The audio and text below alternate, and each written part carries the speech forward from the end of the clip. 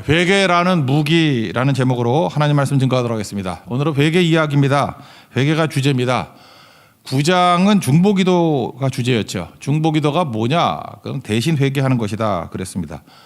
그 대신 회개하는 거니까 오늘 회개 이야기가 또 나오겠네요. 그러니까 바로 연결이 돼 있겠죠. 9장 10장은 중보기도란 대신 회개하는 거, 10장은 회개란 이런 거다.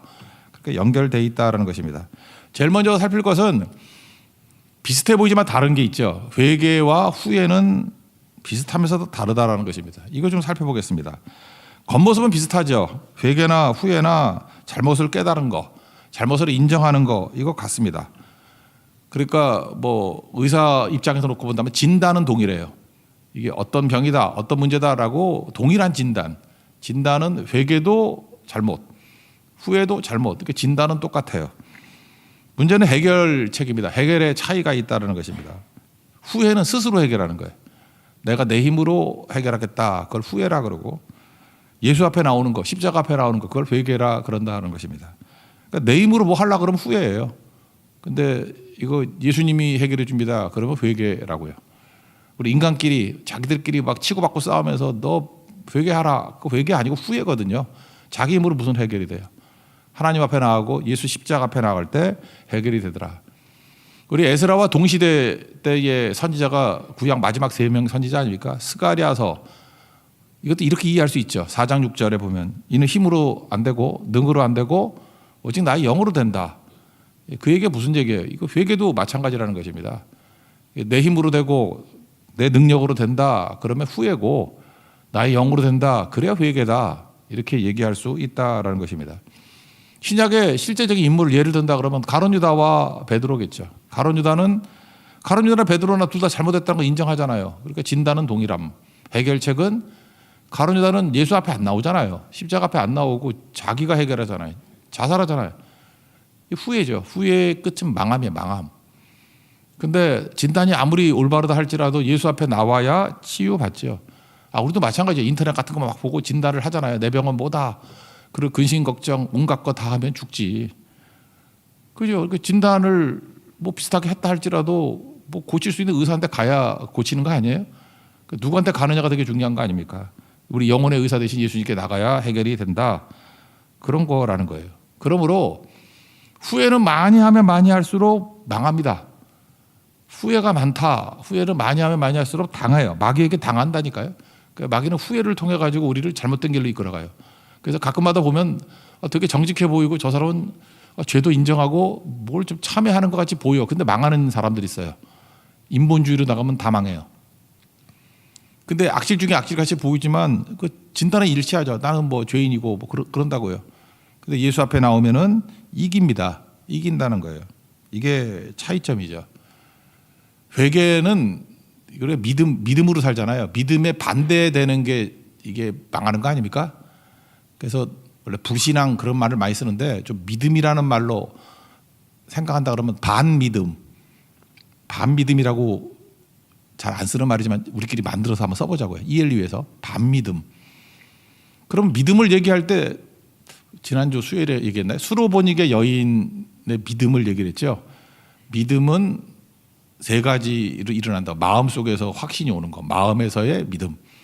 그래서 행동하는 거죠. 그러니까 순종하는 거. 헌신이 아니라 헌신이라고. 행동의 믿음. 그리고 3번째 내용은 뭐예요?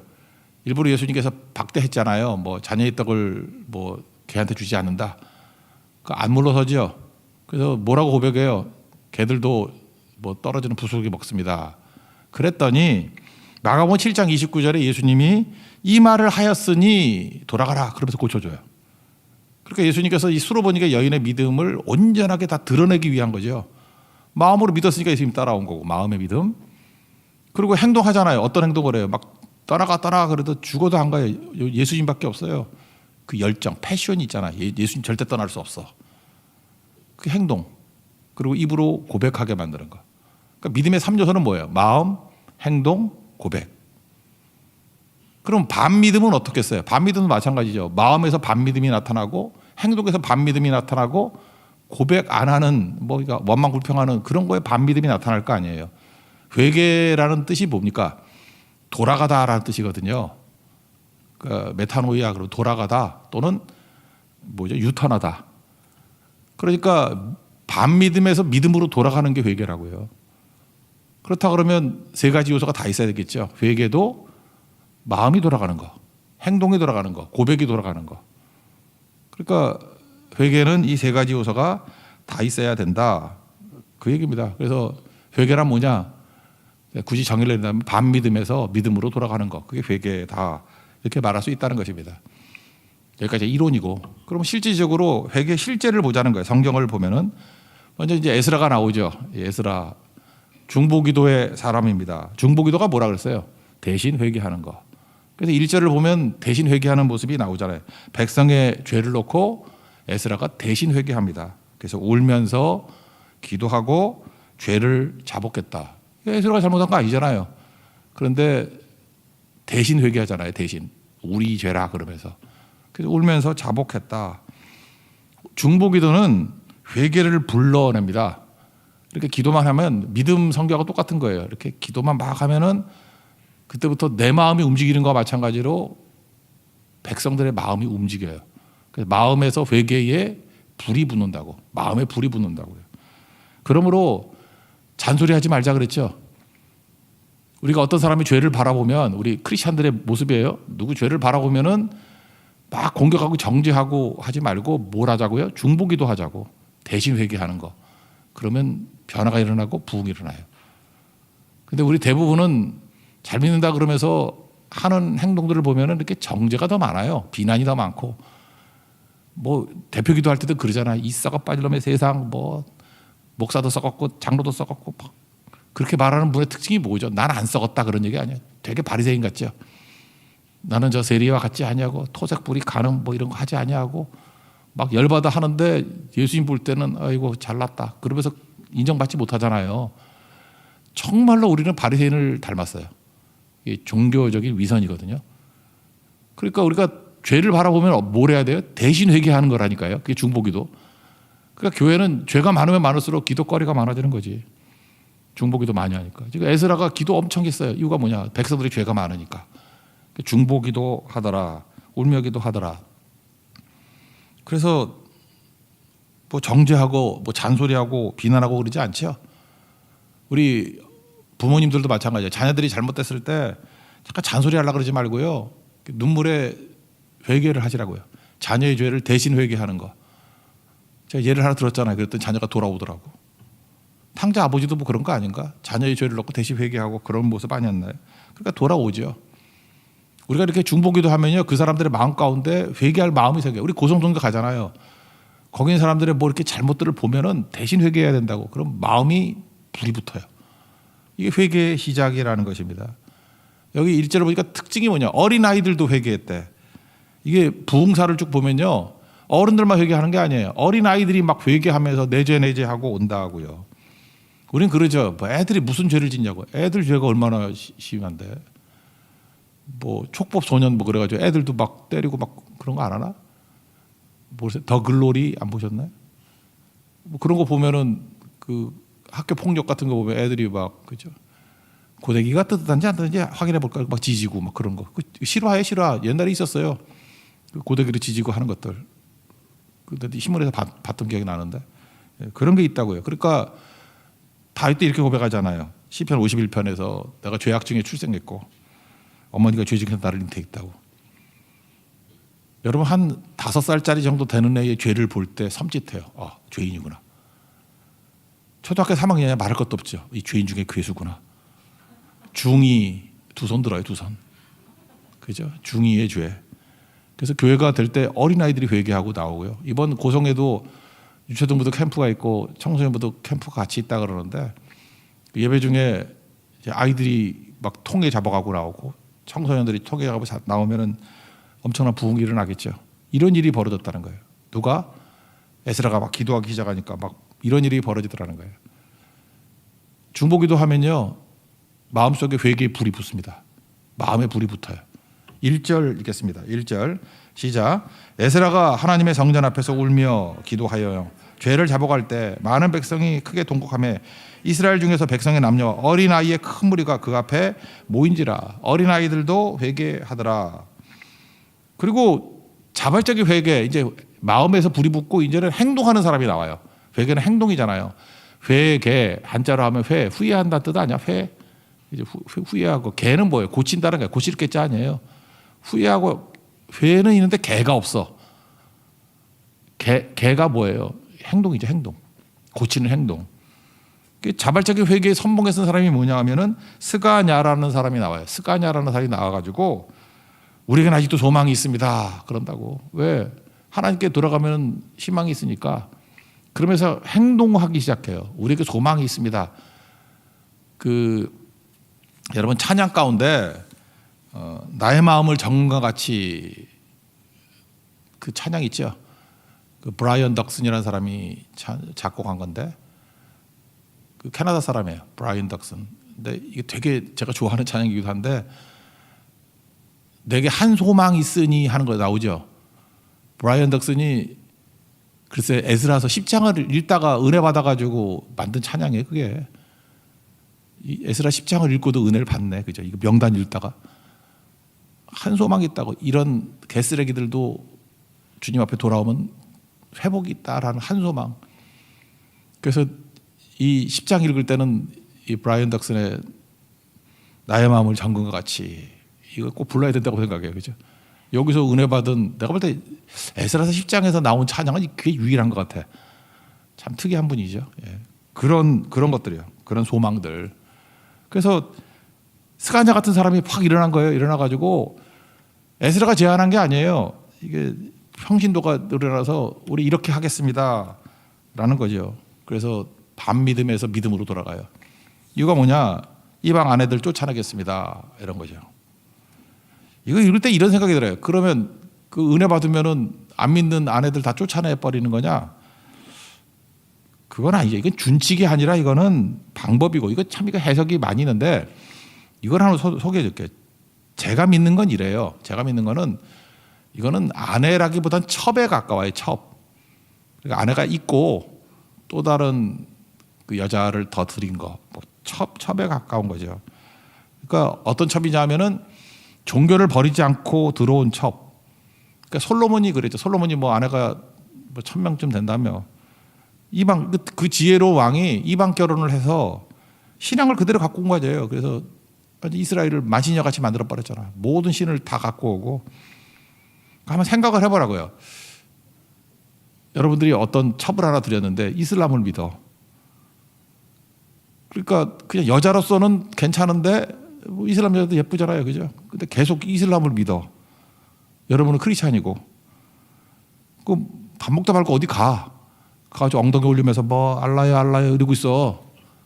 그럼 여러분 신앙생활 되겠어요? 또 갑자기 어디 간대? 어디 가냐? 메카술래 간대. 또 안 와.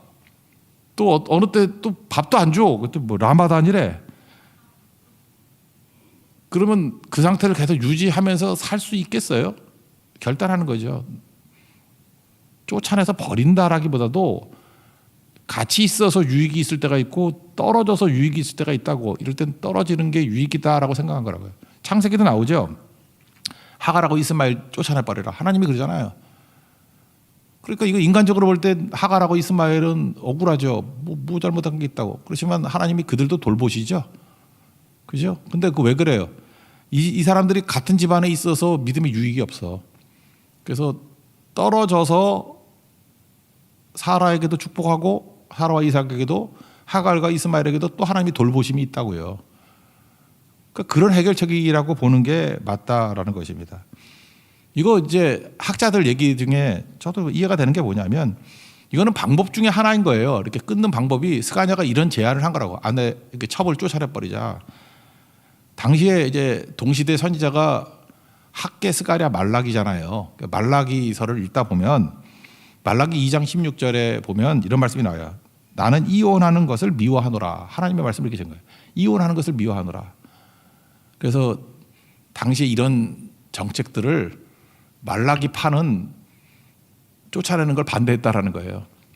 거기서 야 전도해가지고 다 믿게 만들어서 한 가족이 돼야지 뭐 이런 파야가 있었고 아니다 극단적으로 행동이다 쫓아내자라고 하는 게 있었다라는 거예요. 저는 이게 이 견해가 맞다고 생각해요. 첩인데 이것도 뭐 맞는 얘기죠. 그것도 하나 근거가 뭐냐면 이 명단 쭉 나오는 거에 마지막 44절 한번 읽어보자. 오늘 44절. 44절 읽겠습니다. 시작. 이상은 모두 이방 여인을 아내로 맞이한 자라. 그 중에는 자녀를 낳은 여인도 있었더라. 만약 아내라 그러면 자녀를 낳는 게 당연한 거 아니에요. 그러니까 이게 아내가 아니고 첩이기 때문에 자녀를 낳은 첩도 있었느니라. 뭐 이런 식의 표현들. 그러니까 어디다 호적을 갖다 붙여야 될지 모르는 뭐 혼의 자식이라 그래야 되나? 뭐 그런 거로 표현했다라고 하는 건데 저는 그쪽이 더 맞는 것 같아요. 그죠?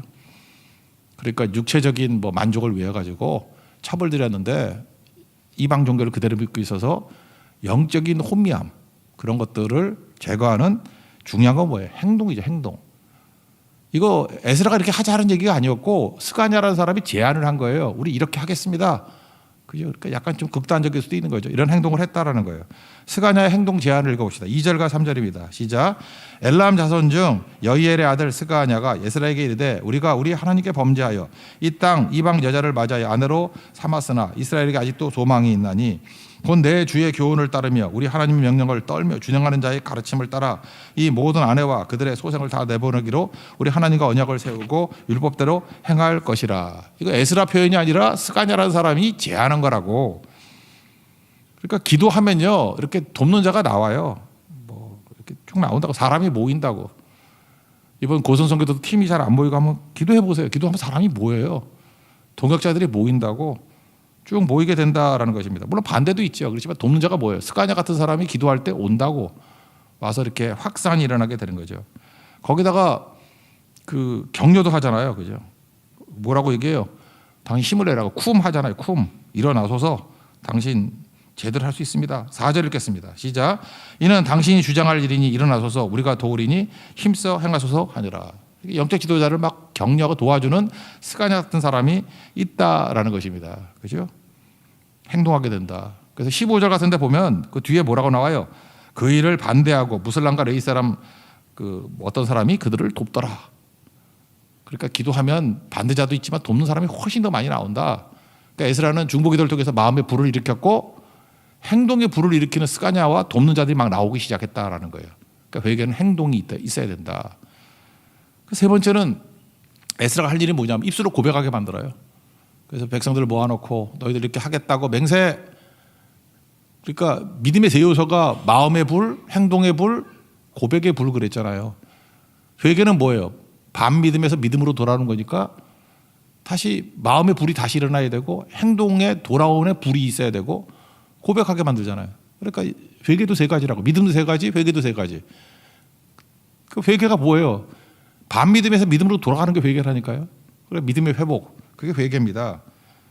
그래서 이 세 가지가 다 있어야 된다는 거죠. 사람이 마음으로 믿어 의에 이르고 입으로 신하여 구원에 이른다.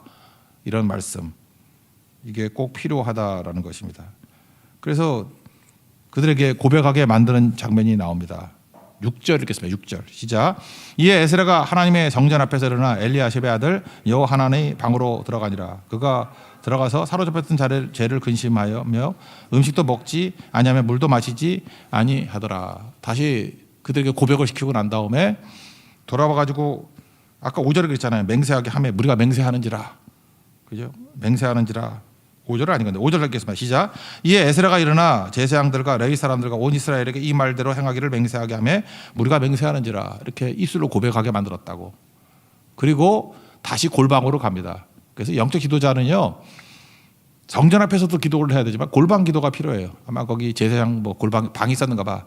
골방에 들어가서 기도하는 모습이 있다라는 것입니다. 이게 왜 중요하냐면은 지도자들은 마음에 불이 있어야 됩니다. 불. 기도해야 불이 있죠. 잘 보면 이렇게 맹탕들이 있어요. 맨날 기도할 때 졸고 뭐 딴짓하고 뭐 이런 사람도 있다고. 그러니까 자기도 알아 불이 없는 거. 그러면은 딴 거 다 끊어버리고 말씀에 불이 붙든지 기도에 불이 붙든지 불이 있어야 돼. 불이. 책도 두 종류 책이 있다 그랬죠. 불이 있는 책과 불이 없는 책. 뭐 책을 읽어도 좀 나 어떤 사람 서재 가보면은 정말 되게 답답한 사람이 있어. 이게 다 마음을 식혀버리는 책만 꽂혀 있어. 그럼 다 끝나는 거고 서재만 봐도 안다니까요. 이 사람은 뜨거운 사람이네. 책 자체가 불이 있는 책이야. 불이 확확 붙어 있어. 그래서 불이 있어야 된다니까요. 불이 에스라에게는 기도에 불이 있잖아요. 그러니까 불을 붙이지. 우리가 성경하기 전에도 우리가 해야 될 일이 뭐냐면 이제 기도 많이 해서요. 불을 가지고 가야 돼. 불이 있어야 불이 불을 붙일 수 있어요. 사람들의 마음에 불을 붙이고 그럼 분명히 현장에 가면 루디아가 있듯이 스가랴 같은 사람이 일어난다고 우리 이렇게 하겠습니다라고 하는 현지에서 나오는 또 행동하는 불 붙는 사람이 있어요. 그 마지막 고백이 뭐예요? 다 같이 모여서 먼저 믿은 자와 나중 믿은 자가 입술의 고백을 통해서 예배드리는 거. 이게 회개입니다. 회개는 뭐예요? 믿음의 회복이라고. 이제 그림을 아시겠죠? 이 얘기를 하고 있어요. 1절부터 6절까지가 사실 오늘 총 얘기예요. 총 내용이라고. 믿음 떠났던 반믿음의 사람들이 대신 회개하는 에스라의 이 불덩이 같은 마음이 전파되어서 마음에 불이 일어나고 행동에 불이 일어나고 스가랴를 통해서 마지막에 다 모였을 때 입술의 고백을 통해서 고백의 불이 붙더라. 이게 부흥이다. 이게 회복이다. 이걸 말해주고 있다는 것입니다. 당장 다음 주에 우리가 이런 일들을 보기를 원합니다. 여러분 기도하십시오. 불 있는 하나님의 종 되기를 축원합니다. 그러면 이제 마지막 팁으로 하나만 더 얘기할게요. 언제 우리가 회개할 것인가 하는 거예요. 언제 후회만 하고 있으면 당합니다. 회개해야 돼요. 왜? 후회만 하고 있으면요 죄의 영향력을 발휘한다고. 이 죄가 영향을 발휘하면 안 되겠죠. 그래서 로마서 6장 16절을 보니까 우리가 죄를 지면 죄의 종이 된대요. 근데 우리가 회개하고 돌아오면 우리가 순종의 종이 된대. 순종이 뭐예요? 이 마음에 불이 붙고 행동에 불이 붙은 걸 행동을 순종이라고 그러잖아요. 순종의 종이 된다고요. 그러니까 죄의 종이 아니라 순종의 종이 돼야 된다. 요한복음 8장에 보면 36절에 죄를 범한 자마다 죄의 종이다. 이 죄를 지면요 죄의 영향이 있다고. 그래서 우리를 마귀의 영향권 안에 두게 만든다고요. 그러면 안 되죠. 그래서 빨리 회개로 돌아와서 믿음의 영향권으로 돌아와야 된다고요. 그래 이기죠. 죄의 영향권에 머물러 있으면 망하고 이 믿음의 영향권에 있으면 승리해요. 요한일서 5장 4절 보니까 하나님께로 난 사람이 세상을 이긴다고. 세상을 이기는 이김이 이것이니 우리의 뭐라고요? 믿음이라고. 그러니까 회개는 뭐냐면 믿음의 회복이에요. 마음의 믿음의 회복, 행동의 믿음의 회복, 고백의 믿음의 회복. 그래야 이 믿음의 영향권 안에 있는 거죠. 그래야 승리하게 된다라는 것입니다. 죄의 영향권이라고 언제 회개해야 되냐면 죄의 영향권에 있을 때요. 뭐 상처다 그래가지고 맨날 상처 때문에 괴로워하고 이거 죄거든요. 여러분 그죠? 상처받은 게 뭔 죄예요? 그러는데 피해자의 죄가 있어. 피해자 의식에 사로잡혀가지고 나는 피해자야 뭐 상처 그러고 저 찢어 죽일 놈 이러고 있으면은 그게 죄예요, 죄. 누가 그러고 있으래? 또 하나 두려워하는 거예요. 맨날 두려워하고 뭐 걱정하고 염려하고 누가 그러고 있으래? 두려우면 형벌이 있다 그랬잖아요. 우리가 기도하고 있으면 내가 두려운 게 아니라 상대가 두려워하고 마음이 높고 정신을 잃어버려야 되는데 내가 믿음을 잃어버리면 내가 마음이 높고 내가 정신을 잃어버려. 하나님이 우리에게 주신 마음은 두려워하는 마음이 아니잖아. 마귀가 주는 게 두려움이지. 하나님께서 우리에게 주신 마음이 뭐예요? 사랑과 능력과 절제하는 마음이라고. 디모데후서 1장 7절에 나오잖아요. 그러니까 이런 상태가 돼버리면 안 된다는 거예요. 이런 상태로 우리 몸을 놔두면 안 되는 거죠. 그러니까 분노의 상태, 뭐 두려운 상태, 걱정, 염려, 뭐 맨날 쫄아 있는 상태 이거 놔두면 안 된다는 거예요. 그때 우리가 뭘 해야 돼요? 회개를 해야 되니까 회개하고 죽게 돌아와서 마음에 불이 붙어야 되고 이 행동에 불이 붙어야 되고. 그래서 여러분들 그 멘붕 오면은 몸이 안 움직이잖아. 뭐 아무데 가고 싶지도 않고 문 밖에 나오고 싶지도 않고 방 안에 처박혀 있고 방콕 쪽. 그러니까 맨날 잠수 타고. 그게 죄라고요. 그게 죄라고 그게. 누가 그러고 살래요? 누가. 나와야죠. 이거 예를 하나 들게요. 사무엘 선지자 예를 한번 들어볼게요. 사무엘은 대단한 사람 아니에요. 뭐 존경할 만한 분이죠. 사무엘 선지자. 백성 위해서 평생 헌신했습니다. 이게 마지막 사사잖아요. 사사기 혼돈이 있을 때 왕정으로 이끌어가는 그 링크 역할을 했잖아요. 사무엘 그럼 뭐 충성을 다했지. 근데 늙었을 때 그 아들놈이 좀 말을 안 들었어. 요엘과 아비야. 그랬더니 백성들이 그를 거부해. 사무엘이 엄청 상처 입었죠. 안 그렇겠어? 자기가 뭐 수십 년 동안 헌신했더니 열과 성을 다해서 헌신하고 백성들을 다 살려주고 블레셋의 공격으로도 보호해주고 뭐 안 한 게 뭐 있어요. 다 했는데 자기를 거부해. 그때 하나님이 위로해 주시죠. 사무엘아, 너 거부하는 게 아니라 나 거부하는 거야. 그러면서 하나님께서 이렇게 좀 다독거려 주니까 그때 사무엘이 했던 고백이 사무엘상 12장 23절인데 우리 조금 전에 불렀잖아요. 나는 너희를 위하여 기도하기를 쉬는 죄를 범치 않겠다. 나는 너희를 위해서 기도하기를 쉬는 죄를 범치 않겠다. 그랬더니 우리는 이걸 어떻게 생각하냐면 지금도 열심히 기도했는데 이 사람 멋있어. 마지막 멘트가 너무 멋있네. 나는 은퇴해서도 계속 기도할 거야. 이렇게만 이해하는 것 같아요. 그거 아니에요. 그거 아니고 제가 사무엘 입장에서 생각을 많이 해봤어.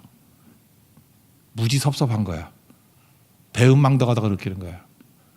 목회하다 보면 그런 거 느낄 때 있거든. 이 배은망덕이네. 그런 거 있어요. 이거 이럴 수가 있나? 그래요. 막 덮어씌우고. 그러니까 사무엘이 그랬다고 이 배은망덕이네. 이거 뭐지? 분노심이 일어나고 섭섭함이 일어나고. 그러면은 죄의 종이 된다고. 특징이 뭐냐? 두 가지예요. 말씀이 안 들려. 저 가끔 설교 헤맬 때 보면 분노에 있는 거야. 말씀이 안 들어와. 이게 풀어지질 않아. 그리고 기도가 막혀요. 기도가 막힌다니까. 기도가 안 나와. 적어도 그 사람 위해서 기도가 안 나와. 대신 회개. 생각도 하기 싫어. 사무엘 상태가 바로 그거였다라는 거예요. 니네들이 나를 거부해? 나 배신감 느꼈어. 이 배은망덕한 놈들아. 나 섭섭해. 그랬더니 기도가 막히는 거예요. 이때 저는 이게 사무엘의 회개라고 생각합니다. 내가 지금 뭐 하는 짓이지? 하나님의 종이 이게 뭐지? 라고 하면서 내가 너희들을 원망했어. 너희들에게 섭섭히 여겼어. 너희들을 배은망덕하다고 생각을 했어. 그래서 기도가 막혔는데 이 꼴이 뭐니? 배경. 너희를 위해서 대신 회개하는 중보기도 할게. 너희들 사랑해. 내가 너희들을 원망하지 않아. 하나님 바라보고 사역할 거야. 그래서 너희들을 위해서 기도 중단하지 않을 거야. 라고 하는 얘기예요. 그러니까 기도하기를 쉬는 죄라기보다는 굳이 설명한다 그러면 분노와 섭섭함 때문에 기도가 막히는 죄를 범치 않겠다. 그거예요. 아시겠어요? 내 마음에 있는 상태가 너무 나빠가지고 분노와 섭섭함이 있어가지고 기도가 막히는 것 자체가 죄예요. 그런 죄 짓지 않겠다라는 거예요. 그러니까 내가 너희들 계속 사랑하고 너희들에게 섭섭함 품지 않냐고 주님만 바라보고 계속 기도할 거야. 이게 사무엘의 회개입니다. 누구나 다 회개가 필요하죠. 믿음이 역사하지 않으면 막교 역사하는 거 아니에요. 회개해야 됩니다. 우리에게 회개의 불길이 밀어닥쳐서 다시금 하나님 앞에서 믿음의 능력, 세상을 이기는 능력이 회복되기를 원합니다. 그래서 회개라는 것이 우리에게는 무기예요. 그죠? 세상을 이기는 믿음을 회복하는 무기라고. 회개라는 무기를 가지고 다시 강력해지는 하나님의 종 되기를 축원합니다. 자리에서 일어나겠습니다. 나의 마음을 정금과 같이 찬양하겠습니다.